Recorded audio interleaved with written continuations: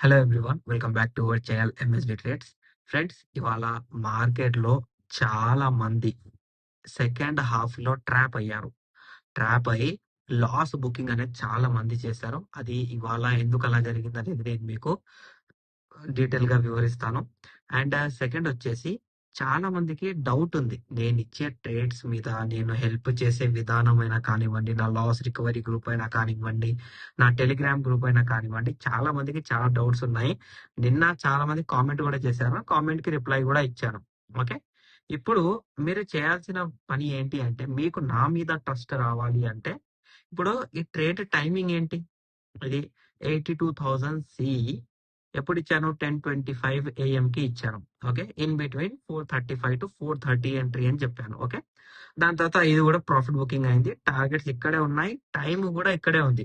So నేనిచ్చిన time తర్వాత అయినా కానివ్వండి, ఆ టైంకైనా కానివ్వండి, ఆ స్ట్రైక్ ప్రైస్, ఆ సెన్సెక్స్ స్ట్రైక్ ప్రైస్ అనేది, ఆ ప్రీమియం అనేది ఆ టైంకి దొరికిందా? దొరకలేదా? దాని తర్వాత ప్రాఫిట్ బుకింగ్ అయిందా? కాలేదా? చాలా ఈజీ కదా!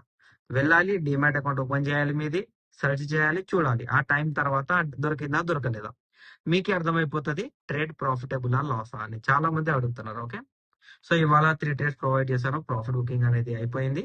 దాని తర్వాత ప్రాఫిట్ బుకింగ్ స్క్రీన్ షాట్స్ అనేవి పంపించారు. ఇవాళ హైయెస్ట్ ప్రాఫిట్ వచ్చేసి సెకండ్ హాఫ్ లో మేము తీసుకున్నది 6,06,139 రూపీస్. అండ్ మార్నింగ్ వేరే అకౌంట్ లో చేసింది 1,61,067 రూపీస్. సో ఇవి ఇవాటి హైయెస్ట్ ప్రాఫిట్. నిన్నటి హైయెస్ట్ ప్రాఫిట్ 1,60,000 వరకు ఉండే. మొన్నటి హైయెస్ట్ ప్రాఫిట్ 3,20,000 వరకు ఉండే. ఇవాళది వచ్చేసి 6,06,000 ఇవాళ హైయెస్ట్ ప్రాఫిట్ బుకింగ్ అండి. ప్రాఫిట్ బుకింగ్ అవ్వడానికి రీజన్ ఏంటి అంటే, మార్కెట్ మల్టిపుల్ టైం ఇక్కడ ఏం చేస్తుంది అంటే, ఎవ్రీ లో దగ్గర ఒక రెసిస్టెన్స్ పాయింట్ అనేది క్రియేట్ చేస్తుంది. సో ఎవ్రీ లో దగ్గర రెసిస్టెన్స్, దాని తర్వాత సెకండ్ హాఫ్ లో మూవ్మెంట్, నో ఆర్డర్ బ్లాక్, మళ్ళీ no order block, breakout support, ప్రతి ఒక్క చోట ప్రాఫిట్ బుకింగ్ చేశాం. దాని తర్వాత ఏమైంది అంటే, మార్కెట్ మార్నింగ్ పూట ఒక ట్రెండ్ అనేది డ్రా చేసింది, డౌన్ సైడ్ ట్రెండ్. ఇది ఏం ఇండికేట్ చేస్తది? ఇది ఇండికేట్ చేస్తది బయ్యింగ్. ఈ ట్రెండ్ డౌన్ లోనే ఉంది. బట్ ఇది ఇండికేట్ చేసే మూవ్మెంట్ ఏంటి అంటే బయ్యింగ్. సో ఇక్కడ ఏమవుతది అంటే, ఇలా మూవ్మెంట్ ఉన్నప్పుడు మార్కెట్ లో బయ్యింగ్ వస్తది కదా! ఆ బయ్యింగ్ అనేది ప్రాపర్ బ్రేక్అవుట్ తో రావాలి. నో ఆర్డర్ బ్లాక్, లేకపోతే improper order black, invalid order black తో వచ్చింది అనుకోండి, 100% మనం ఇక్కడ ట్రాప్ అవ్వచ్చు. ఇవాళ అందుకే చాలా మంది ట్రాప్ అయ్యారు. బట్ మనకు ఆ విషయం తెలుసు కాబట్టి మనం ప్రాఫిట్ బుకింగ్ లో బయటపడ్డాం. కరెక్టే కదా! సో ఇవాళ కూడా నేను బ్యాంక్ నిఫ్టీలో ట్రేడ్ ఇవ్వలేదు, because of higher premium prices on strike price.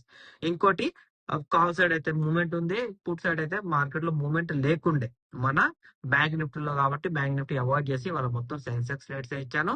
అందువల్లనే ఇవాళ మనం ప్రాఫిట్ బుకింగ్ లో బయటపడ్డాం. And what is order block, no order block, ఇంకా ప్రాపర్ మార్కెట్ అనాలిసిస్ అనేవి 14 పీడిఎఫ్స్ లో నేను నేర్పించాను.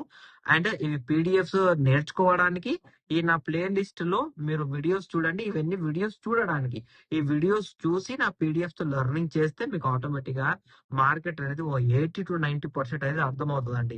నేను పర్సనల్ ట్రైనింగ్ ఇస్తే మీకు టోటల్ మార్కెట్ ఒక 99% అయినా అర్థం అవ్వచ్చు.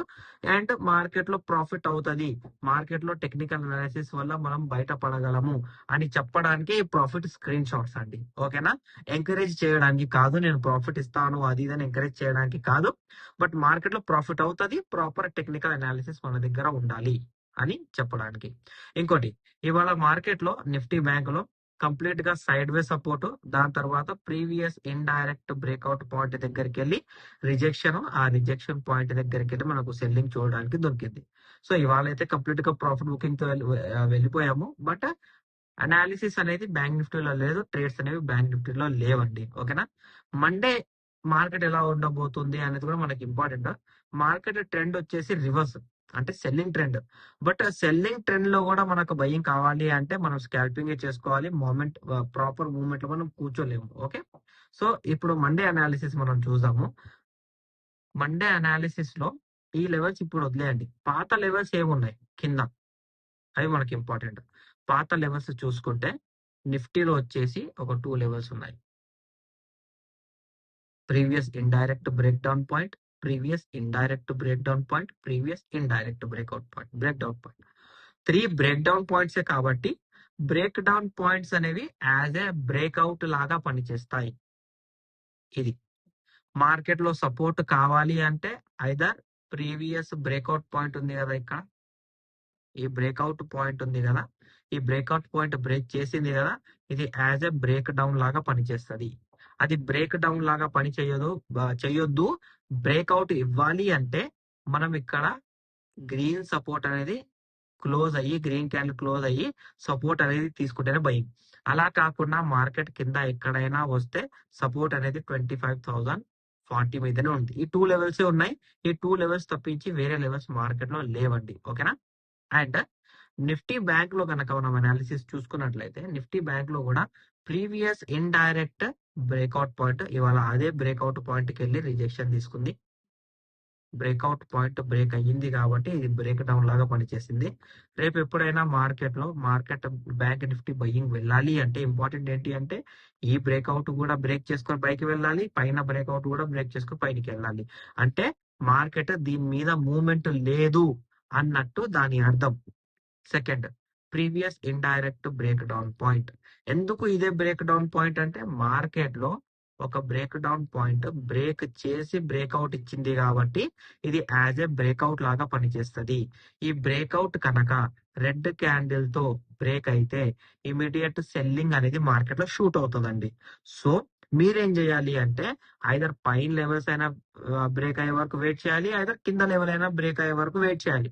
లేకపోతే కింది లెవెల్ దగ్గర ఎక్కడైనా బ్రేక్అవుట్ ఆర్డర్ బ్లాక్ వచ్చేంత వరకు అయినా వెయిట్ చేయాలి. బట్ ఇన్ బిట్వీన్ లో ఎక్కడ ట్రేడ్ చేయొద్దు. మార్కెట్ లో ఇప్పుడు కొంచెం పానిక్ సిచ్యువేషన్ ఉంది ఇంట్రాడే ట్రేడర్స్ వాళ్ళకు. ఓకేనా అండి? అండ్ ఇవాళ ఇవన్నీ ప్రాఫిట్స్ చేసింది మన లాస్ రికవరీ గ్రూప్ వాళ్ళండి. మీరు కూడా లాస్ రికవరీ గ్రూప్ జాయిన్ అవ్వాలి అంటే మీరు నాకు వాట్సాప్ లో మెసేజ్ చేయండి. ఇది వచ్చేసి ఒక లెవెల్ ఉంది. ఓకే, సెన్సెక్స్ లో సెకండ్ లెవెల్ అనేది ఇక్కడ ఉంది. ఆల్రెడీ ఈ 2 లెవెల్స్ ఉన్నాయి. Previous indirect break down points. So market లో ఏం కావాలి అంటే ఐదర్ ఈ బ్రేక్ డౌన్ అయినా కానివ్వండి, ఈ బ్రేక్ డౌన్ అంటే ఇండైరెక్ట్ బ్రేక్ డౌన్ ఇవి. ఓకే, బ్రేక్అవుట్ అయితే మీకు తెలిసిందే. ఇది బ్రేక్అవుట్ పాయింట్ బ్రేక్ అయ్యింది కాబట్టి యాజ్ అ బ్రేక్ డౌన్ లాగానే పనిచేస్తుంది. అలా కాకుండా ఇది బ్రేక్అవుట్ అవ్వాలి అంటే గ్రీన్ క్యాండిల్ లెవెల్ తో ఇది బ్రేక్ చేయాలి. ఇలా గ్రీన్ క్యాండిల్ లెవెల్ తో బ్రేక్ చేస్తేనే బయింగ్, ఐదర్ ఇలా చేయకపోతే మార్కెట్ లో బయింగ్ అనేది లేదండి. అండ్ ఎక్కడైనా ఈ 2 పాయింట్స్ దగ్గర ఆర్డర్ బ్లాక్ జరిగితే ఓకే, ఆర్డర్ బ్లాక్ జరగకుండా ఇలా రెడ్ క్యాండిల్ తో బ్రేక్ చేస్తే ఇమీడియట్ సెల్లింగ్ అనేది షూట్ అవుతుంది. నేను ఏం సజెషన్ ఇస్తాను అంటే Monday, Tuesday, Wednesday next week ఎప్పుడైనా కానివ్వండి బయ్యింగ్ లో స్కాల్పింగ్ చేసుకోండి. సెల్లింగ్ లో ఇమీడియట్ స్వింగ్ ట్రేడ్ అనేది మనం చేయొచ్చు. బయ్యింగ్ లో మనము ఇమీడియట్ గా మార్కెట్ ట్రెండ్ చేంజ్ అవుతుందని తెలియాలి అంటే సింపుల్ గా మీరు ఏం చేయాలి, ఈఎంఏ పెట్టుకోవాలి. ఈఎంఏ మీ అందరికీ తెలిసిందే 25 ఈఎంఏ అనేది. ఈ 25 ఈఎంఏ అనేది బ్రేక్ అయ్యి మూవ్మెంట్ చేంజ్ చేస్తేనే ట్రెండ్ బయ్యింగ్ స్వింగ్ కోసం, కాకపోతే సెల్లింగ్ అండి. ఓకేనా? మీకు మన అనాలిసిస్ నచ్చినట్లయితే మన వీడియో లైక్ చేయండి, షేర్ చేయండి, మన యూట్యూబ్ ఛానల్ ని సబ్స్క్రైబ్ చేసుకోండి. Thank you for watching my video.